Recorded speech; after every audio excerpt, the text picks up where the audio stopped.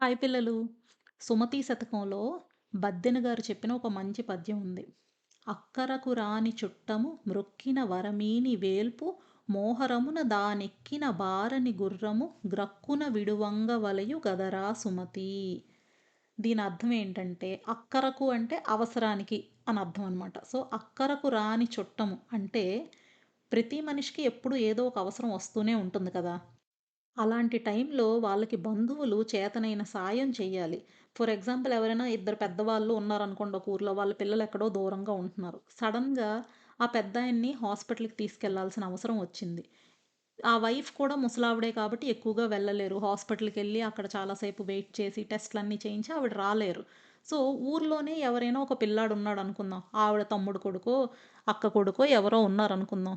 "అరే బాబు! కొంచెం వచ్చి ఇలాగ ఈయన్ని తీసుకెళ్ళరా హాస్పిటల్‌కి" అంటే, "అయ్యయ్యో! నాకు ఖాళీ ఎక్కడుంది పెద్దమ్మ. నా ఉద్యోగంతోనే నాకు అవ్వట్లేదు. ఎలా కుదురుతది? మరేమనుకోకు.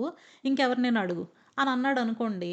నిజంగానే ప్రాబ్లమ్స్ ఉన్నాయి. అందరూ బిజీగానే ఉన్నారు. కాదనట్లేదు కానీ అయ్యో! ఈరోజే అంటే నాకవ్వదు. అదే వీకెండ్ అయితే నేను తీసుకెళ్ళగలను. లేదా నాకవ్వదు గానీ మా అబ్బాయి కావాలంటే వస్తాడు. ఇలాంటి హెల్ప్ ఎవరైనా చెయ్యగలిగి ఉండాలి చుట్టాలన్నవాళ్ళు.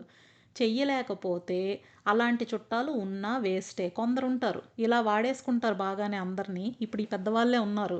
అందరిని బాగా యూజ్ చేసుకున్నారనుకుందాం. మా పిల్లలు దగ్గరలో లేరని. వాళ్ళకెప్పుడైనా అవసరమైతే వీళ్ళు కూడా సాయం చేసినట్టుగా ఉండాలి. అంతేగాని వన్ వే ఉంటే అది కూడా ఉపయోగం లేదు. సో అవసరానికి పనికిరాని చుట్టం. ఇది ఒక కేటగరీ. ఇంకొకళ్ళెవరు? మ్రొక్కిన వరమీని వేల్పు. వేల్పు అంటే దేవుడు. దేవుడికి మనం ఎందుకు దండం పెట్టుకుంటాం? దేవుడా నాకేదో ఈ ప్రాబ్లమ్ వచ్చింది. నువ్వే నన్ను కరుణించాలి. నువ్వు లేకపోతే నాకెవరున్నారు? అని చెప్పి దండం పెట్టుకుంటాం. ఎంత దండం పెట్టుకున్నా దేవుడి వల్ల ఏం ఉపయోగం లేకపోతే ఆ దేవుడిని కూడా వెంటనే పూజించడం మానేయాలంట. అలాగే మోహరమున తానెక్కిన బారని గుర్రం. మోహరం అంటే యుద్ధం అనమాట.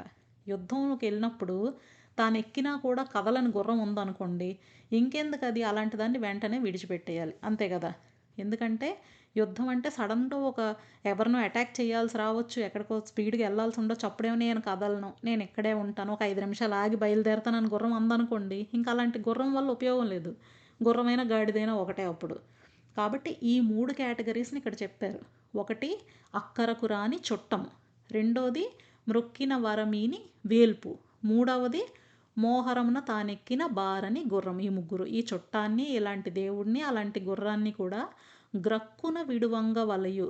గ్రక్కున అంటే ఇమ్మీడియేట్‌గా అనమాట. With immediate effect.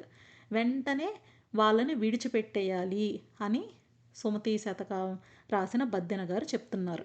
సో, ఎవరి వల్ల అయితే ఎలాంటి ఉపయోగం, ఏ టైంకి ఎలాంటి అవసరం తీర్చగలిగే వాళ్ళో వాళ్ళు తీర్చలేకపోతే అలాంటి వాళ్ళు ఉన్నా కూడా ఉపయోగం లేదు మనకి. ఊరికే ఓహో! మాకింతమంది తెలుసు, అంతమంది తెలుసు అనుకోవడానికిను, పెళ్ళైతే 200 మందిని పిలాల్సిన చోట 1000 మందిని పిలుచుకోవడానికి తప్ప దేనికి పనికిరారు. ఇది విషయం. ఇది మనం రెండో వైపు కూడా ఆలోచించాలి.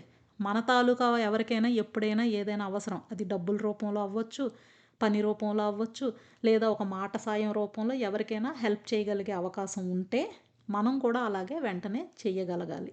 ఆ పనికిరాని చుట్టంలాగా మనం తయారవ్వకూడదు. ఓకేనా? ఇది మీరు నేర్చుకోవాల్సిన విషయం. బాయ్.